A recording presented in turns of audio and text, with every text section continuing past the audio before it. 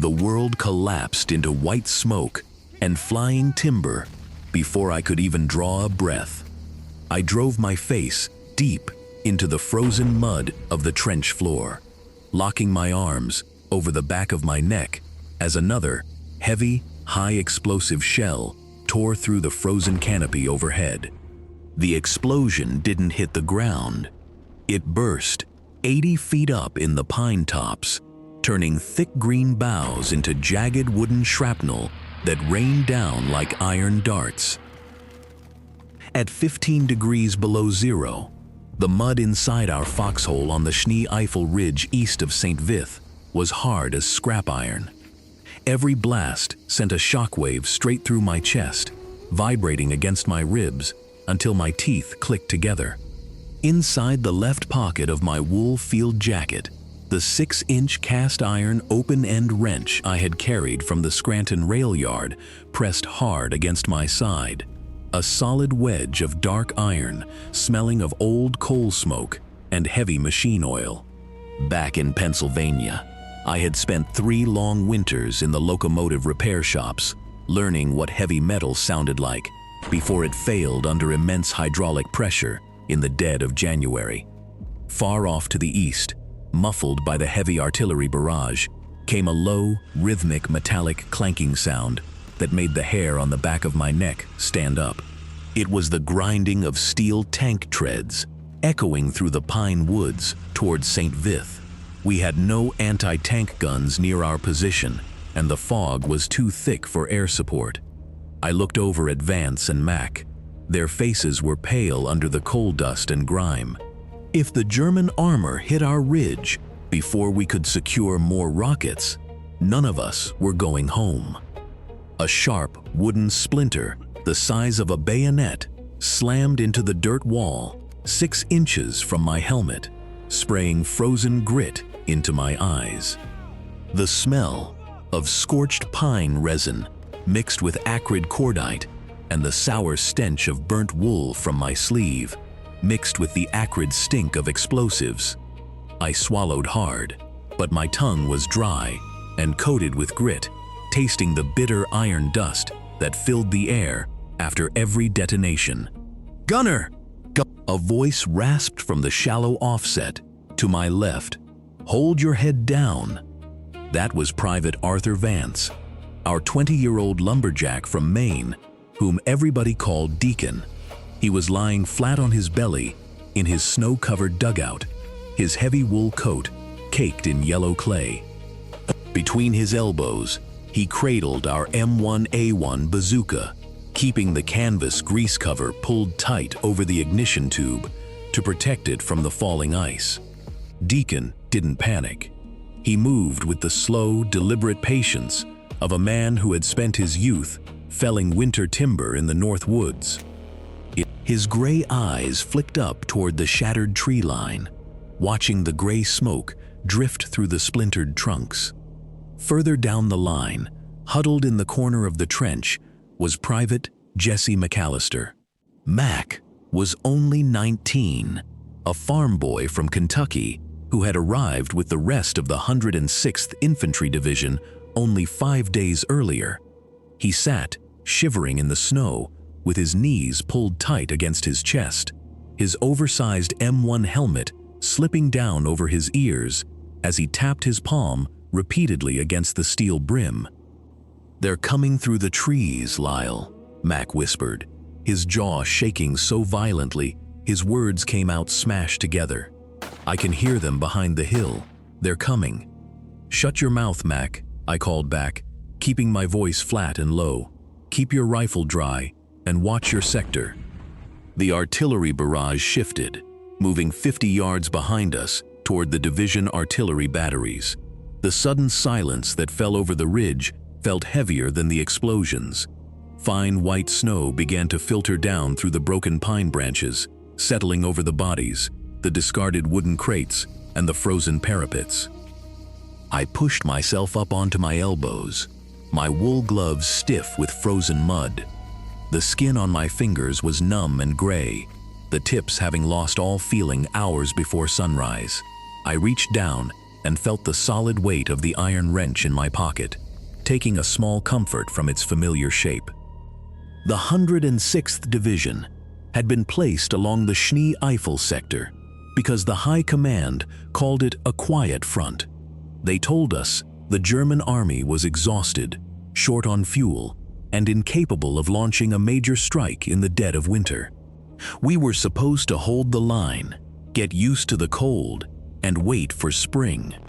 We had no idea that German forces were already moving through the Ardennes toward St. Vith, threatening to isolate the entire division before we understood what was happening.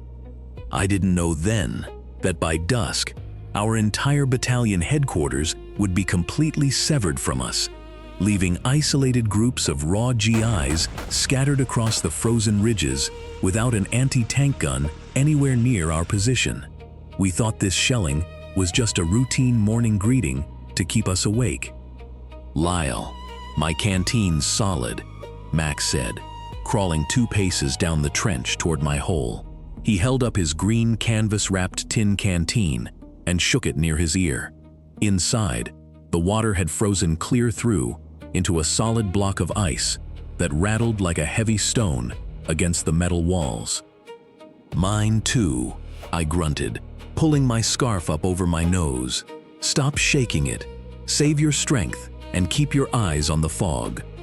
Max sat back against the icy dirt wall of the trench, his raw knuckles sticking out from his frayed woolen gloves. He was shivering in hard, rhythmic convulsions that he couldn't control. Kentucky winters were cold, but they didn't have this killing edge that seeped straight through 2 layers of wool and bit into the marrow of your bones. A whistle blew twice from the platoon command post, 20 yards up the slope. Sergeant Miller's voice carried down the narrow trench, cracked and hoarse from the cold air. He needed extra ammunition hauled up from the rear bunker before the fog lifted. "Briggs, McAllister," the sergeant bellowed, "get down to the supply dugout and fetch 2 crates of 30 caliber clips and a box of rockets for Vance. Move it." I rolled over and grabbed my Garand, checking the receiver. The bolt moved sluggishly, the heavy military grease inside the action turning thick and sticky in the sub-zero air. I pulled the bolt back twice to work the mechanism, hearing the dull metallic snap that told me it would feed. "Come on, Mac," I said, kicking his boot heel lightly. "On your feet. Let's get the brass." We stooped low and moved down the narrow communication trench that connected our forward foxholes to the squad bunker. The trench floor was a treacherous mix of jagged ice crusts and gray-white brackish slush that pooled in the low spots, threatening to pull a man down with every heavy stride. Every step was a battle against slipping on hidden roots, buried under the freezing mud, our knees raw from brushing against the hard earthen walls. Max stumbled twice behind me, his heavy leather combat boots stiff as birch logs. He had tied his laces with double knots, but the leather was so frozen that the eyelets had spread wide, letting icy water seep down into his socks. I could hear his teeth clicking together with every breath he took. We reached the log bunker at the base of the ridge. The roof was made of 3 layers of pine trunks, covered with packed dirt, giving off a damp smell of wet soil and coal smoke. Inside, 2 kerosene lanterns flickered faintly against the dark timber walls. Stack after stack of wooden crates filled the small room, marked with yellow painted lettering. I leaned over and hoisted a heavy wooden crate containing 8 round M1 Garand clips in cloth bandoliers. It weighed 40 pounds, the rope handles rough against my numb palms. "Take the rocket crate, Mac," I instructed, pointing to the smaller box resting against the wall. "Keep it flat. If those electrical contacts get bent or soaked in slush, Vance won't be able to fire a single round." Mac nodded quickly, reaching down to grab the wooden handles of the rocket crate. His fingers were swollen and dark purple from the cold, lacking the grip strength to wrap firmly around the wet rope. He lifted the box to his chest, his arms trembling under the weight. We stepped out of the bunker, back into the freezing trench. The heavy gray fog had drifted down from the high trees, wrapping the splintered pine forest in a quiet, ghostly shroud that muffled every sound. You couldn't see more than 20 yards down the trail. "Watch your footing here," I said over my shoulder, stepping carefully across a patch of black ice, where water had pooled and frozen over a fallen branch. "It's slicker than grease on a turntable." I heard a sharp skid behind me, followed by a loud splash and a hollow thud. I spun around in the narrow trench. Mac was flat on his hands and knees in the middle of a deep puddle of brackish slush. The wooden rocket crate had slipped straight from his frozen fingers, hitting the corner of an icy log before tumbling sideways into the gray slush water. The lid had popped open, spilling 3 stovepipe rocket rounds into the filthy mud. For a second, nobody moved. 3 olive-drab rockets lay half submerged in the filthy slush. Something inside me snapped. The hours of freezing in the hole, the terrifying rumble of dozens of shells exploding overhead, and the sheer bone-deep exhaustion boiled over into a sudden, blinding rage. I dropped my own ammunition crate with a heavy crash against the trench wall. "You clumsy little fool," I roared, grabbing Mac by the thick wool collar of his field jacket and yanking him up to his feet. "What is wrong with you? Look at what you did." Mac's helmet tumbled off his head, splashing into the mud behind him. His eyes were wide and filled with instant terror, his pale face turning completely white as I shook him by his lapels. He looked smaller than 19, just a frightened boy caught in a uniform 3 sizes too big. I lost my grip, Lyle," Mac stammered, his chin quivering as he reached out with his bare, mud-covered hands. "My fingers. I couldn't feel the rope. I didn't mean to." "I don't care if your hands are frozen off," I shouted in his face, my voice hoarse and raw. "Those rockets are the only thing standing between us and a company of German armor. If those contacts get wet, Deacon can't shoot. You're going to get us all killed before sunset." Mac shrank back against the dirt wall of the trench, his shoulders hunched as if he expected me to strike him. Tears cut clean channels through the soot on his cheeks, freezing almost instantly in the cold air. He didn't answer me. He just stared down at the wet rockets in the slush, his chest heaving with silent, terrified sobs. The silence of the woods pressed back in on us, heavy and cold. I stood there, breathing hard, my own hands shaking inside my wet wool gloves. The echo of my angry voice seemed to hang in the mist, ugly and hollow against the vast expanse of the frozen pine forest. I looked down at Mac's bare hands. His fingers were caked in freezing mud, the nails cracked and blue. He was trying to wipe the tears from his eyes with his sleeve, but his arms were shaking too hard to reach his face. A wave of bitter shame washed over me, cold as the wind coming off the ridge. I remembered the kid's face when he first joined our squad in France, carrying a small leather Bible his mother had packed in his duffel bag. He wasn't a soldier yet. He was just a boy who had never been more than 20 miles from his family's farm until the draft board called his name. "Get your helmet, Mac," I said quietly, my voice dropping back down to a low rasp. The anger was gone, replaced by a dull, aching weight in my throat. Mac reached into the puddle and picked up his steel helmet, shaking the muddy water from the liner before pulling it back over his bare head. He kept his eyes fixed firmly on the ground, refusing to look at me. I knelt down into the icy slush, ignoring the cold water that soaked straight through the knees of my wool trousers. I reached into the water and carefully pulled out the 3 rocket rounds, wiping the thick gray mud from their metal casings with the dry hem of my field jacket. I peeled off my outer woolen glove, exposing my own stiff, grease-stained right hand. I reached into my coat pocket, pulled out a dry piece of cotton waste rag I used for wiping my rifle bolt, and began thoroughly drying the electrical contact wires on the tail of each rocket. "Here," I said softly, handing him the dry rag. "Take this and dry the fins. Do it carefully." Mac took the rag with his trembling fingers. He didn't say a word, but he sat down on a dry pine log projecting from the trench wall and began wiping the tail fins of the second rocket, his movements careful and meticulous.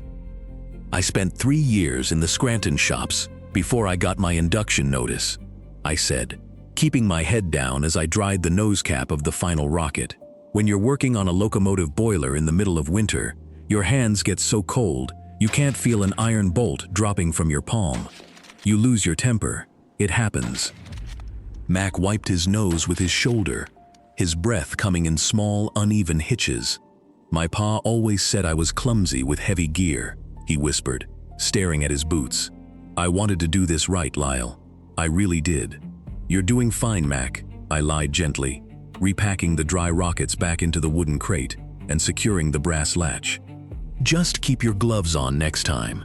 The rope eats right through cold skin if you let it." We lifted the crates together, sharing the weight as we carried them the remaining 50 yards back to the forward positions. We set the rocket box down inside Deacon Vance's shallow dugout.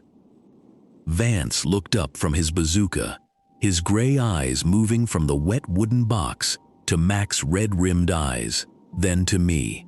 He didn't ask what happened.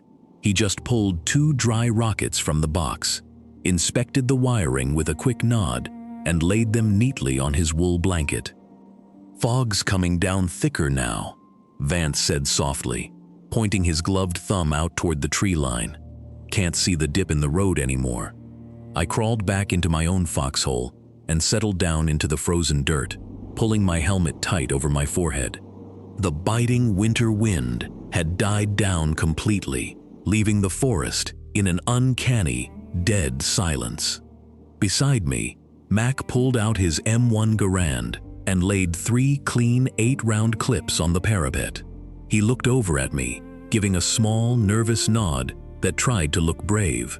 I reached across the small gap between our holes and patted his shoulder once, feeling the hard frame of his coat beneath my palm.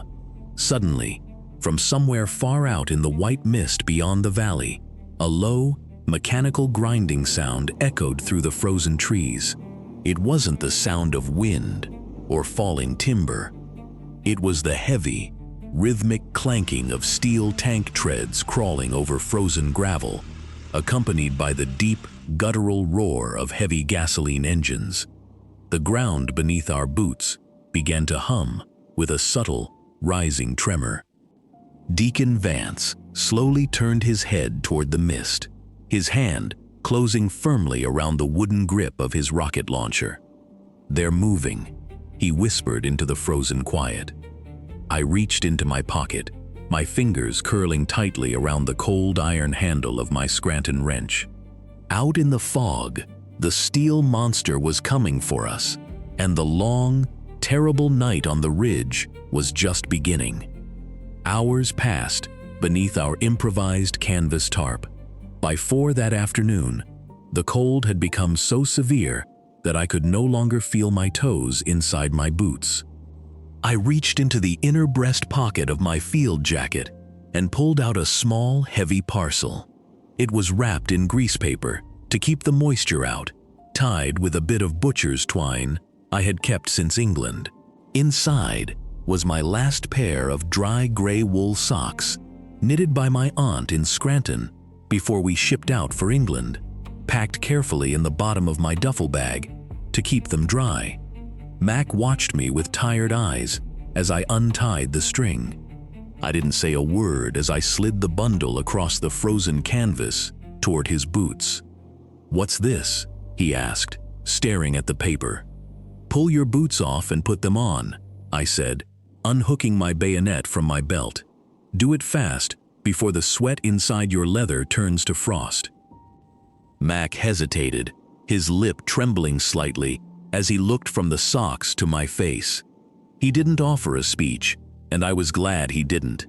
He just pulled his stiff boots off with a grunt of pain and wrapped his graying, swollen feet in the fresh, dry wool.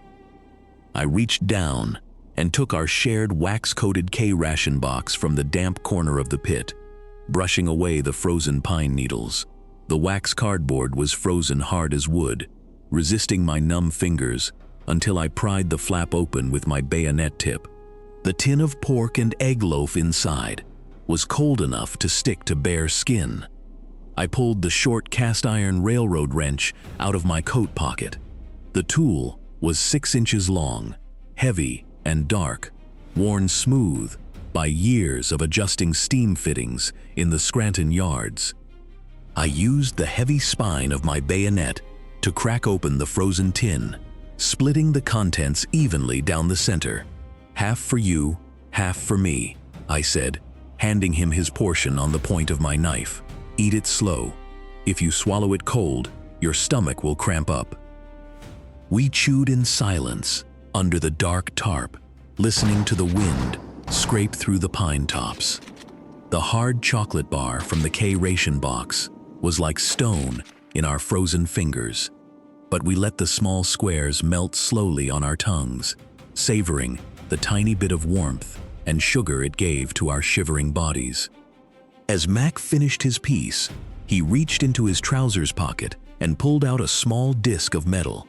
He held it out on his flat, trembling palm so I could see it in the dim dusk light filtering under the canvas. It was a heavy brass coin, darkened by age and notched 3 times along the upper rim. "My old man gave me this when I left Louisville," Mac whispered, a faint smile touching his mouth. "He notched it 3 times after he survived the cave-in at the coal seam back in '28. "You reckon it holds luck?" I asked, inspecting the notched brass. "He said it kept 100 tons of rock off his head." Mac chuckled softly, the breath puffing through his nose. "Said if it could stop a Kentucky mountain from crushing him, it ought to handle a few German mortar shells." A low, quiet laugh escaped my throat, the first sound of genuine warmth we had shared all day. For a brief moment, the cold of the Ardennes receded, replaced by the quiet memory of working men and the strange trinkets they trusted to bring them home. "Keep it tucked tight in your pocket, Mac," I said, patting his shoulder. "We're going to need every bit of your old man's luck before sunrise." The light faded quickly after 4 o'clock, leaving the forest shrouded in an unnatural, bruised purple dusk that seemed to swallow the high treetops whole. I pulled my M1 Garand across my knees to perform our evening check, feeling the bitter chill of the receiver through my gloves. When I tried to pull the operating rod handle back, the bolt didn't budge. The sub-zero moisture and heavy military grease inside the operating rod track had frozen solid, locking the receiver assembly tight. I reached into my inner jacket pocket and touched the tiny glass vial of civilian machine oil I had kept pressed against my ribs to keep liquid. It was the last oil we had on the ridge. Before I could uncap the bottle of machine oil I kept pressed against my ribs, Vance called out from his weapon pit 10 feet away. His voice was low, but carrying a sharp edge of alarm. "Lyle, get over here," Vance called, gesturing to the M1A1 bazooka resting across his knees. "The firing contacts are frozen solid." I crawled out from under the tarp and crouched beside him in the snow. I reached down and scraped the ice away from the contact points with the edge of my wrench until bare metal showed. "Try it now," I said. Vance tested the trigger. The firing mechanism clicked cleanly into place. "Thanks, Lyle," Vance said, nodding once. "I'll make sure it counts." I returned to my position and checked my rifle action, wiping away the light frost and keeping the receiver wrapped in my dry scarf to keep the cold from locking it up before nightfall. By 5 o'clock, a thick, milk-white fog began rolling up from the valley floor. It crept between the hemlocks and pines like a rising tide, swallowing the trees 40 yards out, then 30, until our entire world was compressed into a gray wall of silence. I reached for the field telephone resting in its leather casing beside the trench wall. I turned the hand crank 3 times, listening to the dry click of the internal gears, and placed the heavy black receiver to my ear, waiting for the operator at battalion headquarters 2 miles behind us to answer. The earpiece was ice cold against my cheek, carrying only a hollow silence. There was no tone on the line, only a dead, hollow quiet. Somewhere out in the dark timber, an artillery shell or a patrol had severed the wire, cutting our small ridge off from the rest of the world. "Line's dead," I reported quietly to the pit. "We're on our own now."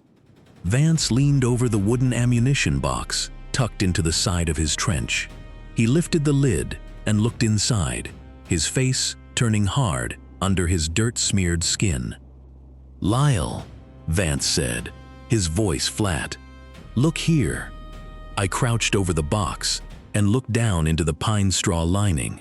Where there should have been 4 olive-drab rocket fins resting in their cardboard tubes, only a single 2.36-inch rocket remained. The rest of our reserve crates had been buried or crushed when the command dugout collapsed during the morning barrage. "1 round," I said, staring at the lone green shell. "That's all we've got left to stop armor." Before Vance could answer, the ground beneath our boots began to hum. It was not a sound at first, but a deep, rhythmic tremor that vibrated through the frozen earth and up into our shins. Then came the heavy, mechanical roar echoing through the fog beyond the forest crest. It was the unmistakable grinding sound of high-displacement engines and heavy steel track links tearing through snow and gravel. German tanks and assault guns were moving up the slope in the dark, their steel tracks crushing the saplings as they advanced toward our isolated ridge. I gripped my cold rifle stock, knowing that at our position, between the 3 of us and the advancing armor, there was only 1 rocket left. I pressed my back against the dirt wall of the pit, feeling the cold bite through my wool coat. My thumb hooked over the safety of my M1 Garand, but my fingers had lost all sensation hours ago. Beside me, Arthur Vance was crouching over his canvas bag, his knuckles white as he pulled out our final rocket. "They're coming up the draw," Mac whispered, his jaw trembling so hard his helmet rattled against the log parapet. "Lyle, look at the trees. They're snapping them down like twigs." I raised my head over the frozen dirt lip just as a 75mm shell slammed into the timber 10 feet to our left. The impact threw a shower of red soil and ice splinters across our shoulders. Through the thick haze of cordite smoke, the broad front of a German tank emerged from the white tree line. "Hold your fire until they clear the clearing," I ordered, bringing my rifle stock tight against my collarbone. I lined up the front sight post on the lead German soldier walking behind the tank. When I squeezed the trigger, there was only a dry, dead click. The bolt had failed to seat home.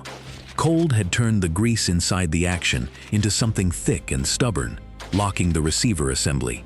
All up and down our line, men were pounding desperately on their bolt handles with the heels of their boots, trying to force their jammed weapons to fire. A second German squad opened fire with their submachine guns, the bullets biting into the log revetment and kicking up spraying clouds of frozen mud. I dropped to my knees in the bottom of the trench, my breathing coming in fast, ragged gasps. Panicking would get us killed faster than the weather. I reached into my left coat pocket, sliding past my spare socks, until my fingers found cold, unyielding iron. Steel under tension was something I understood better than this fight. I worked the operating rod with the heavy iron wrench until the frozen residue finally gave way. The layer of ice inside cracked with a sharp snap, freeing the stuck mechanism. Using the edge of the iron tool, I scraped the hardened grease and frozen residue out of the chamber. I racked the bolt back, ejected the bad round into the snow, and slammed a fresh 8-shot clip down into the magazine. The heavy iron operating rod was thick with caked grime and ice, requiring every ounce of strength in my arms to lever it back. When I let the bolt strip the top cartridge forward, it closed with a solid clatter. "Vance, get the launcher up," I yelled, leaning over the parapet to fire 3 quick shots into the advancing enemy line. We only get one chance at that lead hull. Vance hauled the long steel tube of the M1A1 bazooka onto the rim of the pit, his face pale and caked with soot.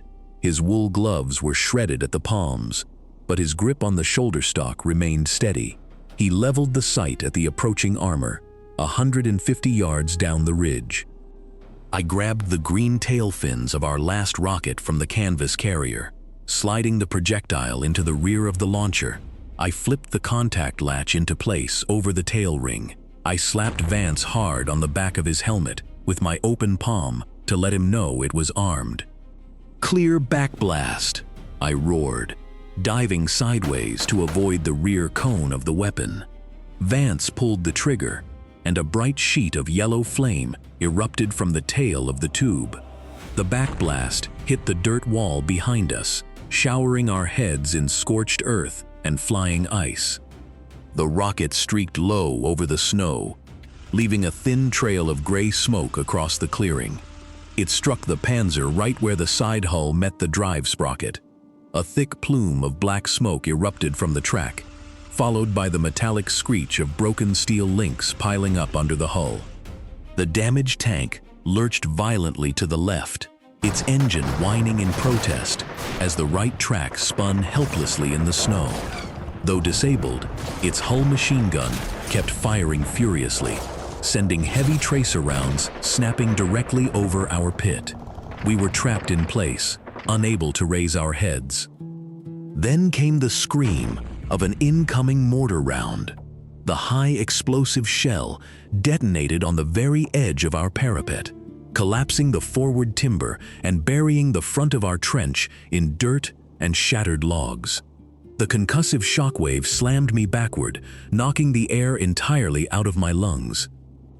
My head throbbed with a dull, sickening ache as I forced myself onto my elbows. The air was thick with yellow powder fumes and pulverized snow. Next to me, Vance was sitting against the wall, clutching his temples with both hands, blood trickling from his ears from the massive blast. He was staring blankly at the sky, his eyes unfocused, completely deafened by the concussion.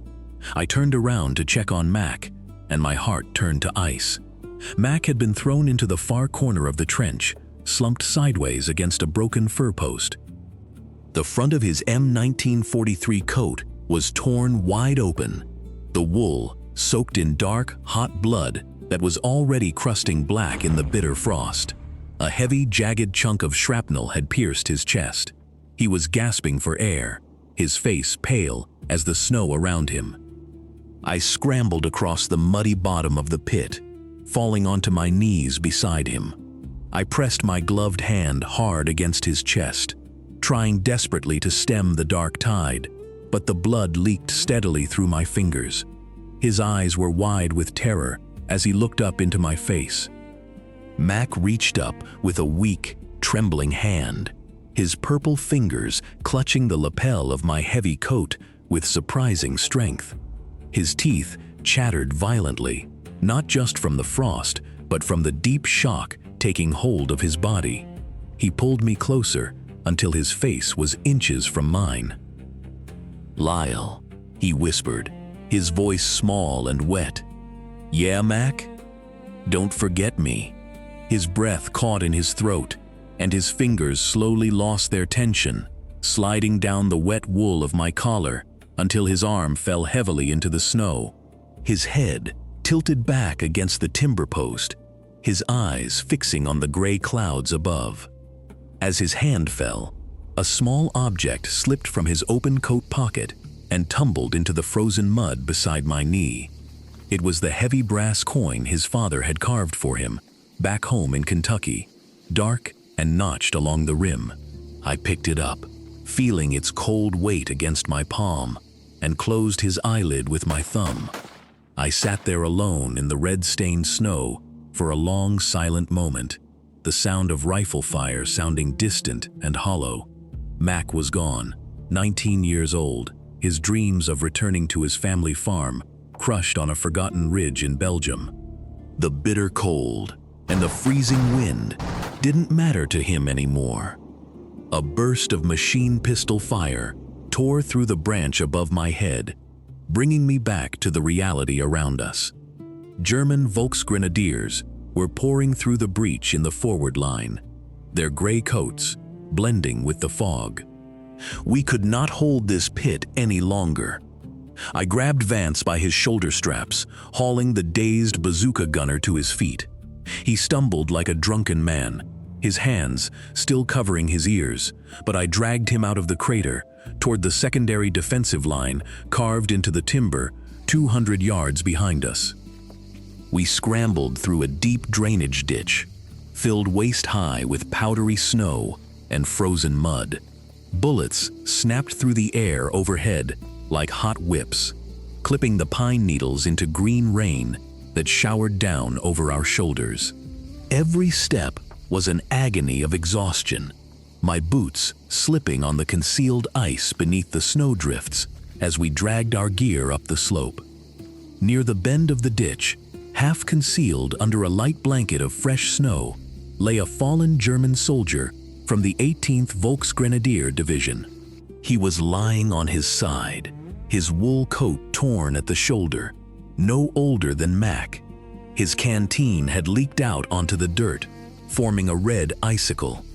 As I pushed past his motionless body, my boot caught the edge of his open coat, spilling the contents of his pocket onto the hard ice. Among the papers was a faded photograph of a rail yard. I recognized the place before I understood why. He'd worked the rails, just like me. He had a home somewhere. So did Mac. The burning anger inside my chest dissolved into a heavy, suffocating emptiness. I did not touch the brass tool. I left it lying where it fell, beside the young German in the cold mud. I pulled Vance forward into the safety of the second log line, just as our mortar fire opened up behind us, sending heavy, high-explosive rounds whistling overhead to crash into the tree line behind the advancing infantry. By dawn, the heavy blanket of fog over the Schnee Eifel finally began to thin under a bitter wind. We were not relieved. We withdrew. The fight around St. Vith would continue for days. The smell of scorched rubber and hot engine oil drifted down from the burning German armor, mixing with the cold fog. Vance and I stood together near the rutted road, watching the thin gray smoke rise from the shattered pines into the crisp morning air. Decades have passed since that frozen week on the Schnee Eifel Ridge east of St. Vith. The war ended, the armies marched home, and the world moved on. But those 72 hours in the snow never left my mind. Today, I sit quietly by the window pane of my small locomotive repair shop back in Scranton, Pennsylvania. Outside, the rain glides down the glass, while the afternoon light reflects off the steel tools arranged neatly along my wooden workbench.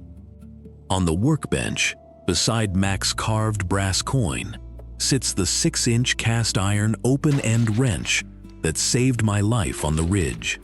The cast iron is scratched and worn, bearing the marks of receiver bolts and steam fittings alike. My fingers are old now, stiffened by age rather than the Belgian frost, but whenever I pick up that iron wrench, I can still smell the burnt cordite and the pine needles. I never kept the wrench because it saved my life. I kept it because it reminds me that the men who carried tools like it were never born to be soldiers. They were machinists, farmers, lumberjacks, sons. and some of them never got to go home.